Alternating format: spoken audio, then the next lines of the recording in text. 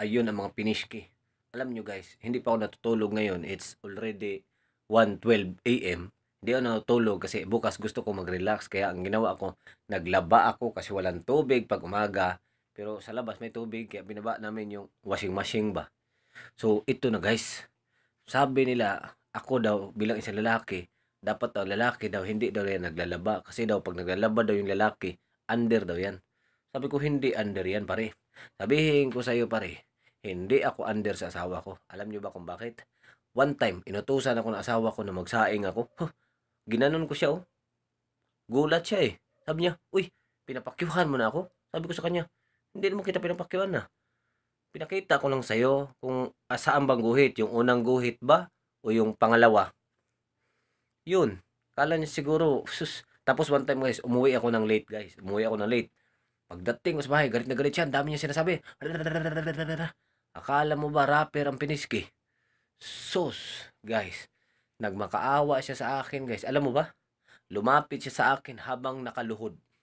Alam mo kung bakit? Sino bang hindi luluhod na lumapit sa akin na nagtago man ako dun sa ilalim ng katri kasi sinusundot niya naman ako ng map. Yung dulo ng map, ang sakit naman. Tago ako, gapang-gapang siya, nagmamakaawa siya.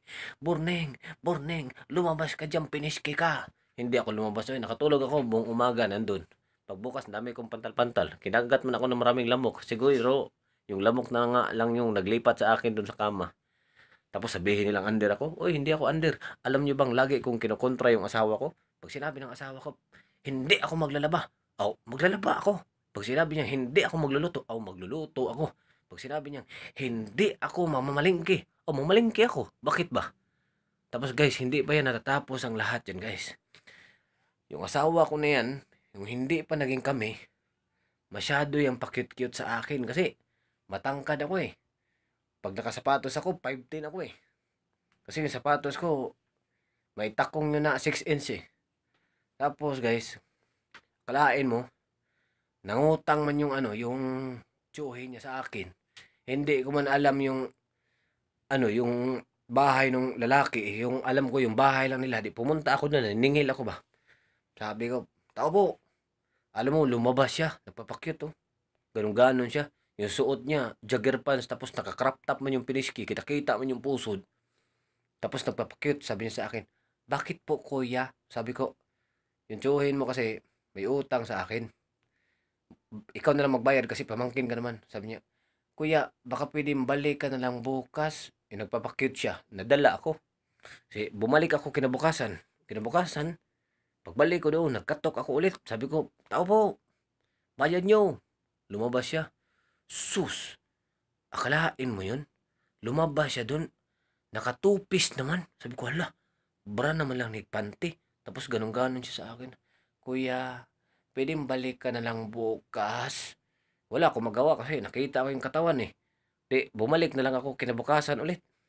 Tapos naisip ko, bakit ka nagpapakit itong babaeng ito sa akin? Tapos bumalik ako kinabukasan ulit. Pagbalik ko kinabukasan, sabi ko, tao po, bayad nyo sa utang. Sus, kay pagbukas niya, siya pa rin man. Pagtingin kong ganun, natulala man ako kasi nakatapis na lang siya ng tuwalya man. Sabi ko, grabe ito. Sabi niya, pwede balik ka na lang bukas. Umalis ako, wala nang dalawang isip, umalis ako. Nag-isip ako. Pagdating ng kinabukasan, pumunta ako doon sa kanila, nandun ako sa harap ng pinto. Pero ginawa ko, hindi pa ako nangatok. Inisip ko muna, sabi ko, pangatlong araw ko nung nakaraan, tapos kahapon nakatualya na lang. Ibig sabihin ngayon, pag wala pa rin pambayad to, nakahubad na lang ito. So, ang ginawa ko, naghanda na ako kasi baka mamaya gusto niya lang talagang magpaano eh. Sus, kay binuksan ko, kinatok ko na, pak! Pakatok na kung ganun. Nag-isip ako eh. Advance ako mag-isip eh. Hinubad ko yung damit ko. Hinubad ko yung short ko. Hinubad ko yung damit. Hinubad ko yung short. Nakabrief na lang ako. Sabi ko, pag ito nakahubad to, pagbukas nito, banatan ko talaga ito. Sabi ko, papapapak. Tapo, bayad nyo. Paduko-duko akong ganun kasi tinitignan ko si Junior eh. Oh, malaki na tong alaga ko ah. Tapos, bumukas yung pinto. Gumanon ako. Pam! Napangangaman ako guys kasi ang laking taon man pala ng papa niya. Sabi ng papa niya, hoy, bakit nakabrief ka lang sa harap ng pinto namin? Anong problema mo? Sabi ko, ha, sir? Kasi sir, ano sir eh, pag hindi pala kayo nagbayad ng utang nyo, sir, ihiang ko talaga tong pinto nyo. Sabay tumakbo ako. Tapos guys, siyempre, gusto ko na talagang mangligaw sa kanya. Opisyal ba? Para makabawi ako. Pumunta ako ng Leyte. Doon sa probinsya nila. Kasi dalagang Pilipina yan eh. Pumunta ako ng Leyte. Sabi ko, magandang araw po. Pumunta po ako dito kasi manligaw sana ako sa anak nyo ng talagang formal ba. Buti, mabait naman pala yung magulang niya. Sabi ng magulang niya, nandun sa likod iho. Pumunta ako sa likod ng bahay nila. Alam mo yung upuan doon sa probinsya, yung lantay ang tinatawag, yung nakaganyan yung mga kawayan, kaganyan. Yung mga kawayan na buo ba, tapos pinanday-panday, tapos yung pag ganun lang, yung mahanginan pa rin yung puwet mo, yung tagusan lang ba. Nandun man siya kaupo, sabi niya, ay, hello morning. Sabi ko, hello. So, lumapit ako sa kanya. Oh, flowers for you. Hindi niya alam yung flowers na yun, galing cemetery. Tapos tinanggap niya, inamoy-amoy niya pa, sabi niya, smell familiar. Sabi ko, oh, wag mo na lang sabihin kung saan. Tapos umupo ako. Sus, kay pista man yun. So, kumain muna ako doon bago kami nag-usap ba. Nag-iba man yung pakiramdam ng tiyan ko. Parang masama talaga yung tiyan ko. So, dinahandahan ko na lang yung pag-utot para, siyempre, nakakahiya naman na nangliligaw ako tapos pala utot pala ako, di ba? Dinandahan ko. Sabi ng utot ko, kasi pinigil ko eh. Tapos tumingin siya sa akin. Sabay tumingin siya sa baba.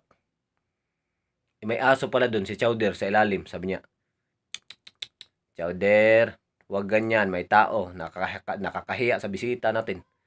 Naisip ko, sabi ko, buti na lang hindi ako napagbintangan.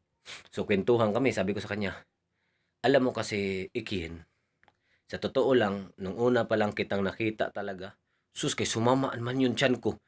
Pinipigilan ko na talaga. Gumanon talaga yung utot ko. Tapos sabi niya dun sa aso niya, Chow dear, wag ganyan, nakakahiya sa bisita natin, oh. Wag ganyan. Sige ka. Tapos sabi ko, buti na lang talaga may aso. Naligtas talaga ako ng aso. So, nung sasabihin ko na talaga sa kanya, kasi binadali ko na eh, kasi nag-iba na talaga yung pakiramdam ng ano ko eh, yung tiyan ko eh. Yung pit ko parang gusto nang sumuka talaga eh. Eh, ang baba na ng ubo ko, dumadaan na sa pit eh. Tapos nung iba na yung pakiramdam ko, bibilisan ko, sabi ko sa kanya, alam mo talaga, Ekin, mahal na ako. So, sabi niya naman dun sa aso niya, shh, chowder, chowder, kung mawala ka dyan, baka maigitan ka na. Una pa lang pala, alam niya na pala na ako na yung umuutot, kaya 3 buwan ako hindi muna bumalik kasi medyo nakakahiya yung sitwasyon ng piniski ba. So, guys, good morning sa inyo. Ipagpatuloy na lang natin yung part 2 ng kwento ng buhay ko. Ikwento ko sa inyo yung mga dalagang Pilipina na nangyari ng girlfriend ko. Naging asawa ko ngayon. Pero sa ngayon guys, pass muna tayo kasi naglalabab ako sa baba. Hindi ko alam kung anong oras ma-upload to.